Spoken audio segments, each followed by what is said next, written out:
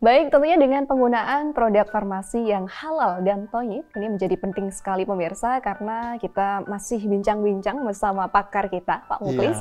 Melihat situasi saat ini, Pak, berkaitan dengan tentunya kita kan umat Islam ya Pak, ya pasti di situ ada kaidah atau pedoman bagaimana Islam mengatur untuk memilah dan memilih produk yang harus kita konsumsi, harus kita gunakan dan lain sebagainya. Nah, seperti apa Pak dalam situasi darurat kemudian kita harus memakai produk itu padahal itu tidak diperbolehkan dari sisi aspek agama. Kemudian tapi thoyyib, itu seperti apa Pak Mukhlis? Iya, jadi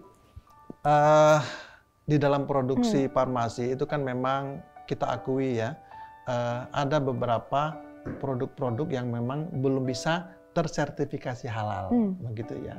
Belum bisa tersertifikasi halal itu belum tentu haram, ya. Belum bisa tersertifikasi halal. Karena? Nah, masalahnya obat ini kan spesifik untuk sesuatu penyakit. Spesifik. Kalau misalnya obat batuk, ya, obat batuk itu banyak. Obat batuk itu banyak. Nah, di dalam obat batuk itu ada yang sirup, itu yang ada alkoholnya. Ada kandungan berapa persen alkohol gitu ya, tapi Pak? ada juga obat batuk yang tidak mengandung alkohol. Nah, inilah perlu kita sampaikan sebagai konsumen, kalau beli ke apotek, minta yang tidak ada alkoholnya, begitu. Karena kandungan alkohol itu kan menyebabkan dia tidak halal. Ya, walaupun mungkin cuma 1%, begitu ya. Tetapi ada produk lain yang tidak ada alkoholnya. Ada obat batuk yang tidak ada alkoholnya. Jadi ada pilihan lain, ya.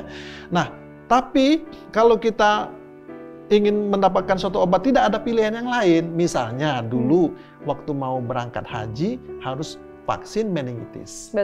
Padahal ketika itu dulu ya, itu belum ada label halalnya. Kalau sekarang sudah ada. Ya. Nah, bagaimana posisi kita? Ya karena posisi kita itu belum ada label halal dan belum ada yang punya label halal, itu menjadi darurat. Nah, darurat itu ada batasnya. Ada batasnya. Jadi ada batasnya, yaitu kalau misalnya sudah ada produk lain yang ada halal, maka darurat ini hilang. Jadi kita harus menggunakan. Nah, kebetulan ketika itu produk yang halal itu diproduksi dari Malaysia.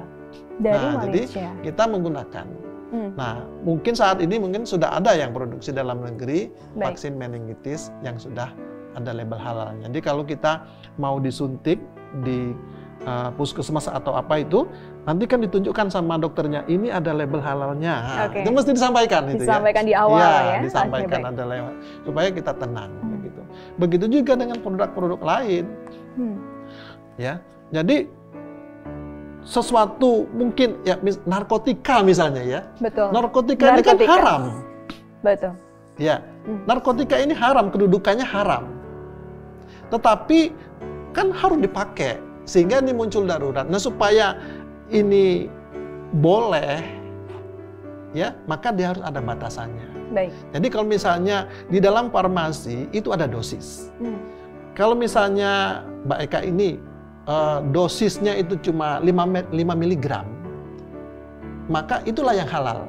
Tetapi tahu-tahu kita tambahkan jadi 10 mg, menjadi 10 mg, nah selebihnya itu menjadi haram. Ada porsi, ada takaran di situ. Iya, ada takarannya. Nah, takarannya inilah kewajiban apoteker menentukannya. Jadi kalau apoteker itu menentukan dosis, itu harus dosis yang dibutuhkan pasien, tidak boleh melebihkan.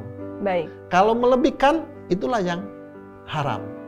Nah, sehingga inilah yang namanya ada batasan-batasannya itu. Jadi kalau misalnya masyarakat mendapatkan obat karena dia ada gangguan jiwa, terus dia dapat diazepam, seharusnya dia minum 2 kali sehari 2 tablet, atau 2 kali sehari 1 tablet, tahu-tahu dia minum 5 kali gitu ya? Iya, tablet itu sisanya haram.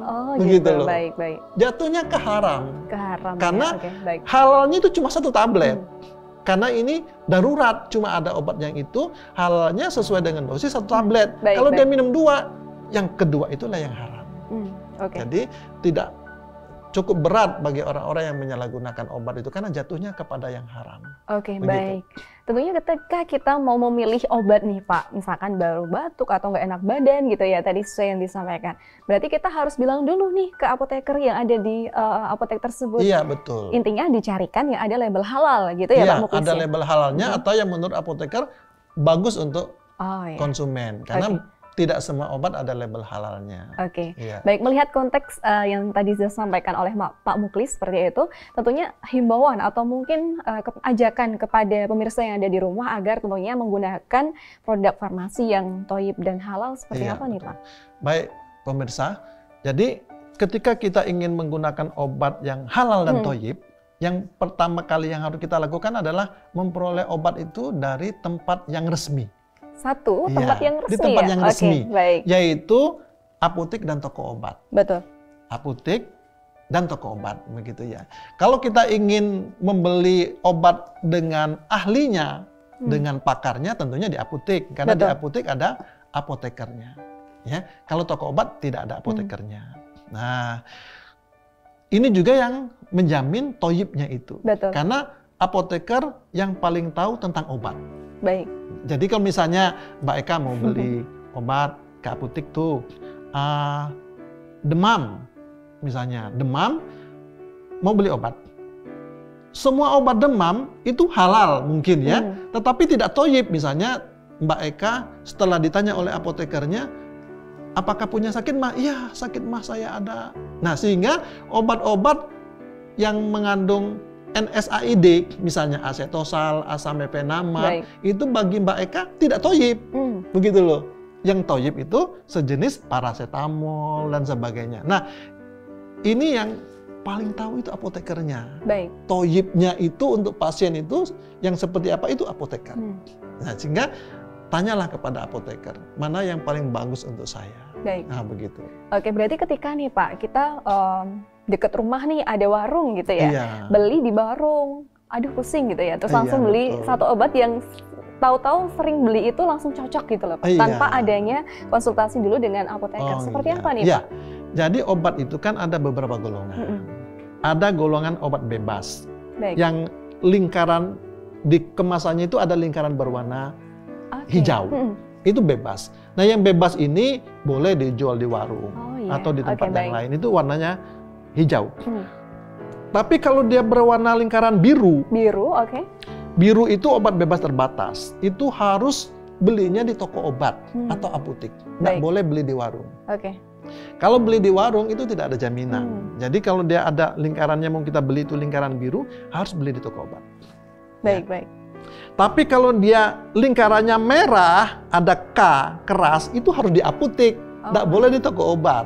Nah, jadi marilah kita bijak selaku masyarakat, bijak dalam membeli obat. Jadi kalau kita ingin membeli yang lingkarannya hijau, boleh di mana saja. Tapi kalau biru harus toko obat atau apotek. Tapi kalau merah harus di apotek. Nggak bisa kita beli di toko obat. Walaupun banyak di toko obat atau di warung, kita nggak boleh membelinya karena tidak ada jaminan itu tadi.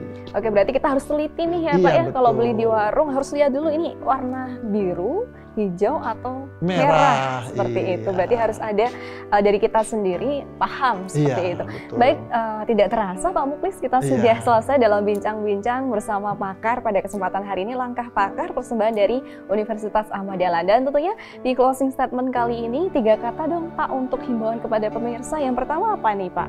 Kata yang pertama. Misalkan yang pertama, bijak atau mungkin harus apa ya, inisiatif memilih dengan sehat atau apa seperti itu. Kata pertama apa Pak? Kata yang pertama adalah jaga kesehatan. Jaga kesehatan. Jaga kesehatan. Kemudian yang kedua? Yang kedua, jika merasa sakit, konsultasikan kepada ahlinya. Nah, ini konsultasi Nah, ahlinya dulu. ini kalau cuma ringan-ringan saja, itu kepada apoteker bisa. Misalnya cuma sakit mata, panuan, pusing, gitu ya. Kata kunci yang ketiga? Ya, kata kunci ketiga, kita juga harus memperhatikan yang kita minum itu betul-betul halal dan thayyib. Oke, halal dan thayyib. Halal dan thayyib. Baik, terima kasih Pak Muklis. Kita akan kembali lagi nantinya di segmen-segmen berikutnya. Baik pemirsa, jangan kemana-mana dan pastinya selalu saksikan Langkah Pakar persembahan dari Universitas Ahmad Dahlan. Saya Kak Anissa undur diri dan wassalamualaikum warahmatullahi wabarakatuh. Waalaikumsalam warahmatullahi wabarakatuh.